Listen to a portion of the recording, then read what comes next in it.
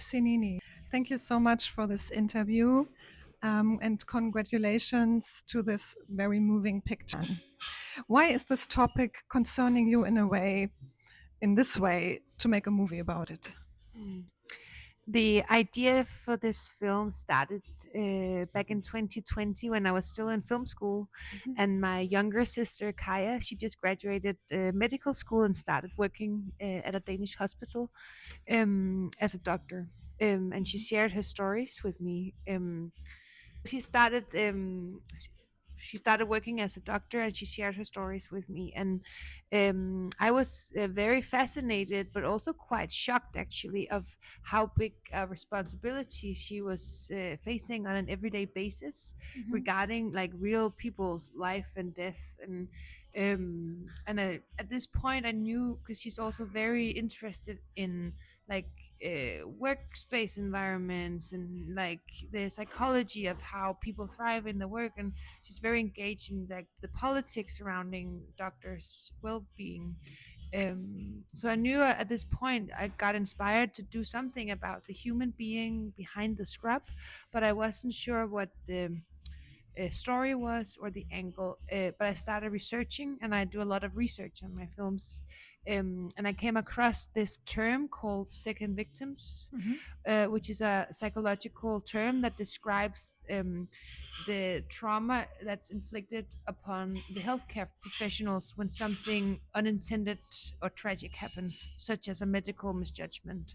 So I usually use this image that you should see the patient as the drop in the ocean is like the first victim, and the second victim is actually the second ring around that drop, who's also affected by tragedy because we empathize with each other. So if other people get hurt, we also feel it as Yes. well, especially if you've dedicated your entire life to saving other people. Obviously you'll feel hurt. And so that was this when I came across this term, I knew that I wanted to make a film about a doctor who fails. And during the process of making this film, I realized it's actually about the human being failing, Yes. and also how we learn to accept the fact that we are all fallible and full of flaws, and we make mistakes, and it's not something we can stop. It's something we need to learn how to deal with and roll with in life. Of course, Mm. but it's not only the mistake of Alex, I think. No. Um, so there she is, who is a very ambitious doctor, but also the stress and management of the hospital that is meeting with the high responsibility and requirements about life and death. This is something that is also a big problem in Germany. It's a universal problem, Mm. but also in Germany. What is the main reason for this problem? What do you think? Especially in the Western world, we live in a society that's built on ideals of control and perfection, and also where we treat human beings as machines, and our systems are built around the same philosophy as we've built factories. That if you just optimize and perfection everything, then the machine will run better and you will produce more. And this is also how hospitals operate.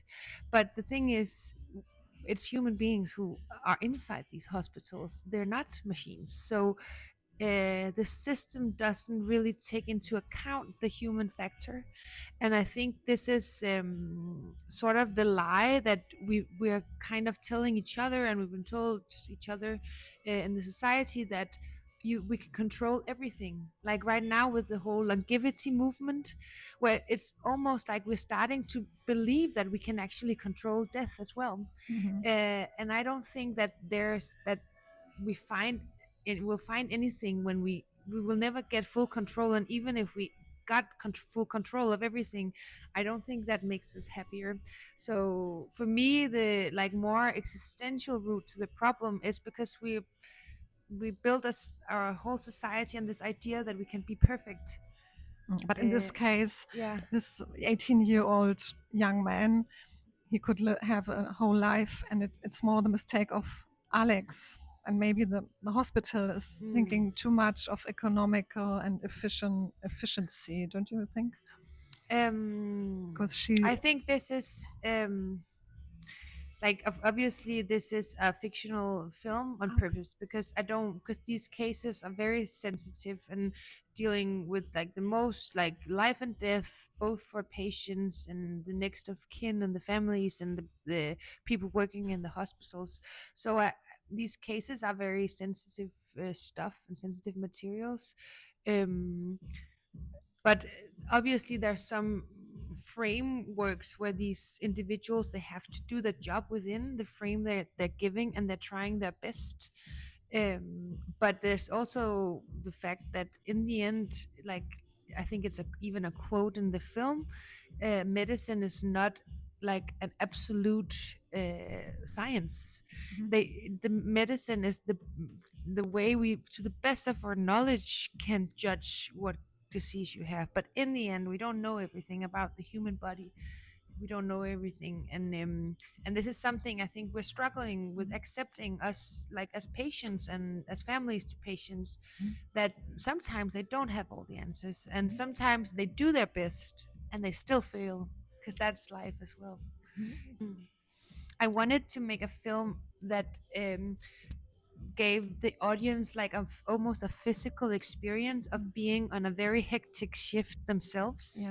Yes. So I wanted to make it as authentic as possible. Mhm. And to do that, you have to, when it's fiction, you have to make a lot of rehearsals. Yes. So we rehearsed, and I had medical consultants on all the scenes where they're doing medical stuff, who would show how they would do stuff, and then the actors would uh, mimic the exact same things.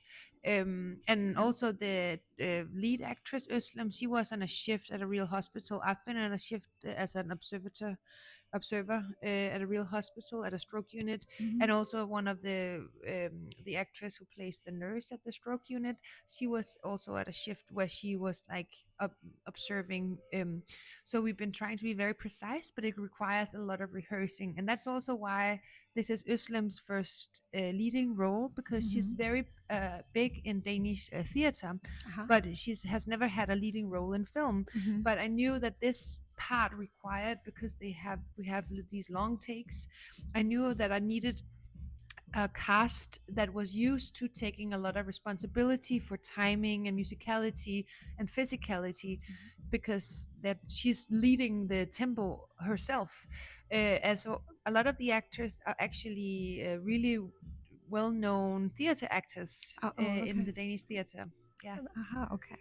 So this story is based on a true story? No, it was important to me to make a 100% fictional case, Mhm. like our story, because it's too sensitive, and it's very I wanted the film to be the third, like something else, that we could have these like bigger discussions about our welfare system and our like the human experience, that we can use the film as a topic to Yes. start these conversations, that it can start conversations without it being too personal for the people involved, so we have something more, yeah, you would say a neutral starting point. Um, I read that our birthday is on the same day, 2nd January January. 2nd. Yes, Oh it's my not god. very often.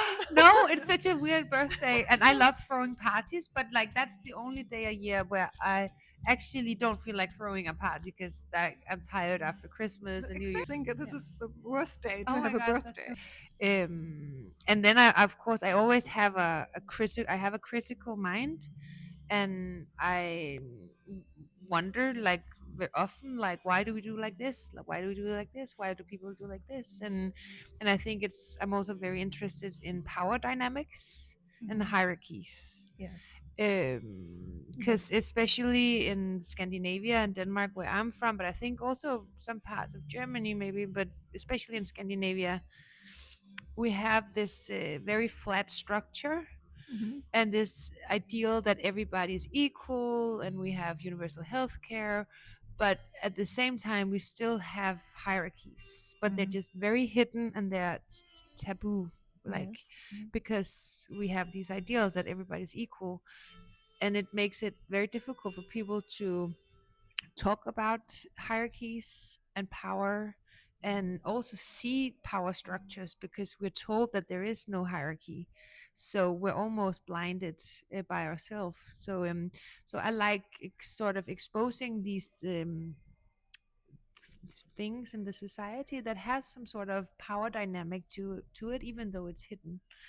And exploring, because I think it's an important thing, especially in this day and time, to be aware of, like, power, your own power, like your own agency in the world, but Mm. also what power structures you're a part of and what systems you're forced into, and how you can fight back, basically. Yes. And this, it's almost like a magic spell that if we tell people it's okay to make mistakes, then there's no such thing as a mistake.